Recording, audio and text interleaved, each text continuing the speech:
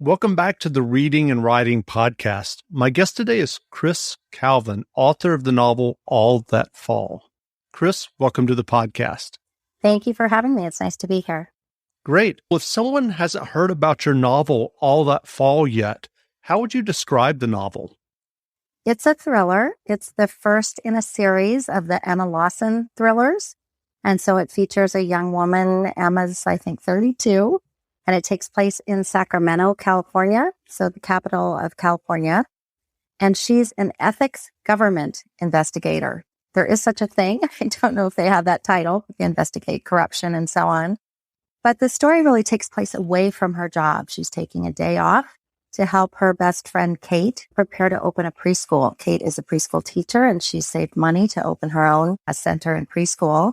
And so Emma goes to help her, but the day takes a shocking and tragic turn when the governor's granddaughter, who is 3 and is there for a tour, is kidnapped. And at the same time, Kate's son, who is 15, also can't be found. He's gone missing. And so Emma has to use the skills that she has as an investigator to try to find this 3-year-old child and the 15-year-old teen. And at the same time, there's another thread going on, which relates to hate crimes and bigotry and things that Emma and Kate are unaware relate to the kidnapping. But so it's a larger story since it's a thriller, and it takes place over 48 hours. It's a very fast pace. Do you remember the original impetus or idea that led you to write All That Fall? It's funny because I did have an idea. I don't outline, but I had an idea that related to a stolen cell phone, the teen's stolen cell phone that someone was using, who then ended up in prison, and some things that followed that phone around. Once the story started to move forward, the cell phone no longer became important, and I ultimately dropped what was the seed of the story. And so how does that work for you? You said that you don't outline. Do you ever write yourself into a corner, or how does that process work for you? I didn't consider myself a writer. When I listened to many of the folks on your podcast, I was listening to Mark Cameron's the other day, they talk about having been a writer since they were a kid. And so they have lots of experiences, probably trying things that didn't work, or some of them have written many manuscripts that sit in a drawer. I am relatively new to all. So this is my debut traditionally published book. I had one other book that I did not traditionally publish, but that came out. And so I write visually. I can see a story that's happening, and I try to type that or dictate that while it's happening.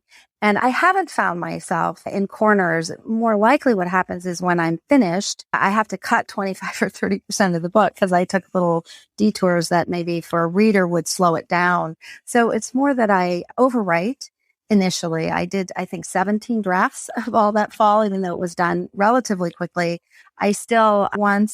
A friend of mine, Katrina McPherson, who's an author, said that your first draft is like a fuzzy daydream. I don't worry too much about the corners. If somebody couldn't physically in real life get out of where they are, either literally or figuratively, I don't worry about it. I just keep going. And I think that's what makes it enjoyable. You mentioned earlier that you didn't grow up knowing from an early age that you wanted to be a writer, but what was your writing journey that led you to writing novels and now All That Fall?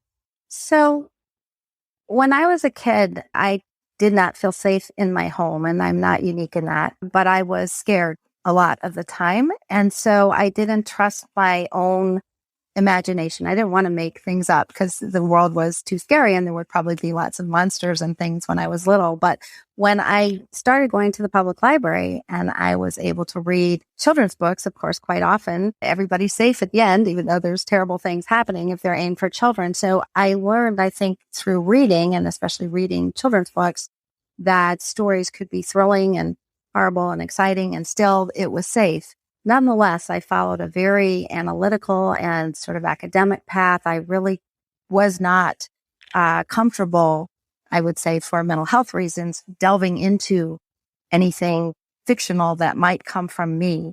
So I went all the way through college, never took any kind of writing classes. I didn't think I would be doing fiction at all. But my day job has been for a long time with the Academy of Pediatrics, where I analyze legislation. I do child advocacy. So I have to do a lot of quick writing about proposed laws. California might consider banning ferrets, and people come out and say, wait, why?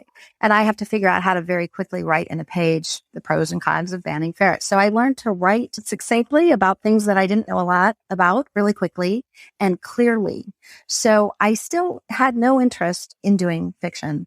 And then working in Sacramento, there are just so many things for me as a reader. I've been a voracious reader since those days in the public library. I read a couple fiction books a week. I have, again, always liked crime fiction and thrillers and things where there's a lot of conflict. And I don't do well with graphic violence, so I don't have that in my book, even though there are lots of great books that are written that way. But I can do with conflict and adventure, things sort of Harry Potter adult level. And so I would enjoy that so much. And I just started getting ideas in Sacramento because of all the reasons that people do bad things once you have money and power and government and everything involved. So I got an idea for a book and I just couldn't shake it. And I thought, I'll just write it for myself. I'll just get up early in the morning while my kid's still sleeping and just tell a story. I wasn't thinking about it to get past those fears, but I just thought I have to tell this story. It's nagging at me. This is that first book that I didn't do traditionally.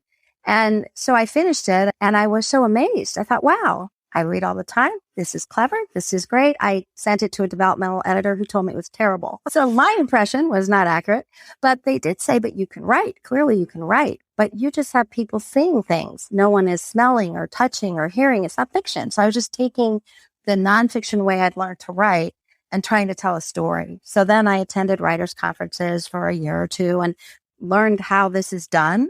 And then I tried again. And that first book won some modest Killer Nashville, best first novel, best female PI. So won some things. And I was like, wow, okay, so I understand how this is done. And then a similar thing happened. I got that idea about the cell phone that I didn't end up using, but I got grabbed by something. And now that I write every day, write every morning, early in the morning, I cannot imagine not doing it. So even though I never envisioned it, and I was, in fact, I thought I was the opposite of that creative person. And so I always encourage people, if you don't think you're creative, try it for yourself, because maybe what was holding me back had more to do with exposing what my ideas are and how people would respond. And as I said, now I left that day job, which is terrifying. But so I'm writing full time, essentially, with a small amount of teaching and consulting. And I now view it as who I am. But I got there in a very different way from most people. That's great. There are crime novels and thriller novels that feature kind of child peril. And you mentioned earlier that All That Fall concerns the disappearance or the kidnapping of one small child and then the disappearance of a 15-year-old. How do you handle that kind of sense of child peril in your own writing? I appreciate you asking that. So for me, and I even have a warning on my website that says for sensitive readers contain spoilers, that I write thrillers and mysteries. And so people will die, even people that we love will die. Although again, I don't show limbs being hacked off and things that people do because someone shoots someone and they die, but that no child will be harmed. They'll be safe. We'll worry for them and we won't like the period of time, in this case, that the child is kidnapped. But even with the child being kidnapped, the story is written such that she isn't aware at 3 years old. She isn't terrified. She's at times scared and unhappy.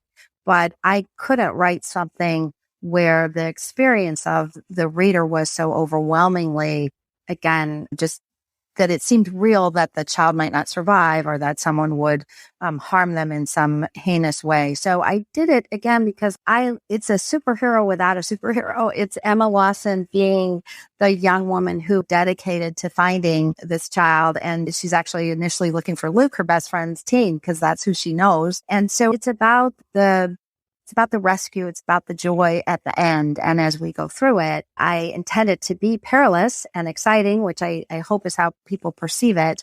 But I also intend people to be able to go to sleep at night when they finish a chapter and say, when I wake up, I'm going to find how they find that child. Great. As you mentioned, All That Fall is traditionally published. What was that publishing process like, or working with a literary agent, et cetera? How did that go? So I also didn't have a traditional path there. I didn't get an agent. I didn't get an agent, but I believe in learning how to do things. And so that first developmental editor, name's Kristen Weber down in LA. She was great on that first book. On this book, I used a different developmental editor and asked them to assist me with it. And through that link, that person got it to a publisher without an agent. And they, luckily for me, loved it. And I got a 2-book deal through them. But then I went and found an agent because I didn't know how to negotiate the deal. Very happy with the deal, but I didn't know how to do any of that. And also, I will say my agent, Abby Saul, is such an amazing team member for me. When my friends would tell me you need an agent, I thought, why? I do project management for a living. I know how to negotiate contracts. I don't need that person. Why would I give them part of this limited income? For me, the hardest days I have, where there's discussion of a cover or what they need now for this or that or the other thing, my agent, because I am inexperienced, can tell me, oh, that's normal. Yes, do that. Or, oh, wait a minute, let's ask them why they're asking you for that. So I did publisher, then agent, but now it all works the traditional way. And it's not that different. I will say for people who indie publish and traditionally publish, I don't see this enormous gap. You have to promote no matter what. You have to be professional no matter what. And it's just it's not that different. I don't think.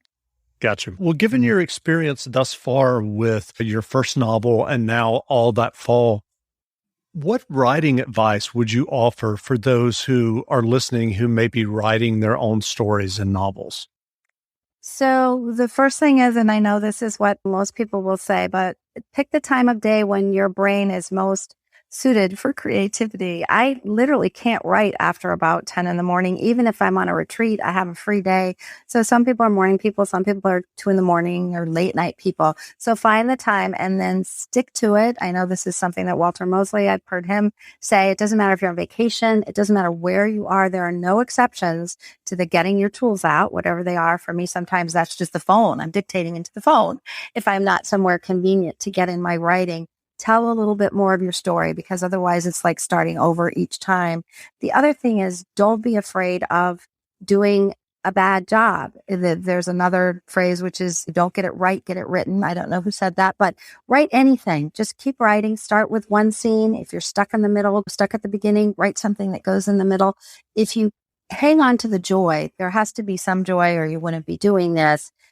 Just work it through and then get an expert to help you. That's the way Are you working on another novel now? I am, because I have a 2-book contract for Emma Lawson. So I'm working on Emma Lawson book 2, which is very exciting. And in fact, they asked me yesterday, they said, we need to start thinking about the cover and the title. And I was like, whoa, you don't get the manuscript till August. I'm like, I'm not done. And especially the way I write, I could have, like, right now, this is first reveal of this. Who knows if it'll stay? It has the bullet train in it, the California bullet train that isn't built. That'll still be in it 3 months from now. I don't know. So yeah, I'm working on that every morning. My intention, again, now that I've left my other job, is I'd like to get to 2 books a year. Maybe that's a high bar, but I'm not young. I don't have a long time to write 40 books or something. So I'd like to write as many as I can. That's great. What novels or nonfiction books have you read recently that you enjoyed? So I read so many and I enjoy most of them. I like Anne Cleves, who writes the Shetland and Vera series. I had not read her Vera series. Those are TV shows, but she's also a mystery series writer. A friend of mine, Eileen Rendall, is writing this series called Women of a Certain Rage. And the first book, I think actually that's the name of the first book, hugely entertaining, funny. Eileen does humor much better than I do. So I enjoyed that a great deal. But I've been listening to the Way of Kings, I think. Way of Kings, which is more of a fantasy other world that my youngest son turned me on to. As long as it's not graphically violent, I'll read anything. That's great. Where can people find you online if they want to learn more about you and your novel After the Fall or All That Fall? If you can see me grinning, because I just finished putting together an author website with a designer. So it's KrisCalvin.com, but a couple of days ago it had 0 views. So anyone who wants to go to KrisCalvin.com is brand new. So that's where they can order the books from Indie Bookstore or Amazon, but also they can find out a little bit about me and they can contact me if they want. If they have questions about what we talked about today, for example, again, I'm a reader first with only 2 books and hopefully more to come, and probably having read, could I have read 1,000? I don't know. It feels like I've read really a lot. I love to connect with people who read, so that would be great. That's great. Well, again, we've been speaking with Kris Calvin, author of the new thriller novel, All That Fall. The novel is on sale now, so go buy a copy. And Kris, thanks for doing this interview. It was a pleasure. Thank you so much for having me.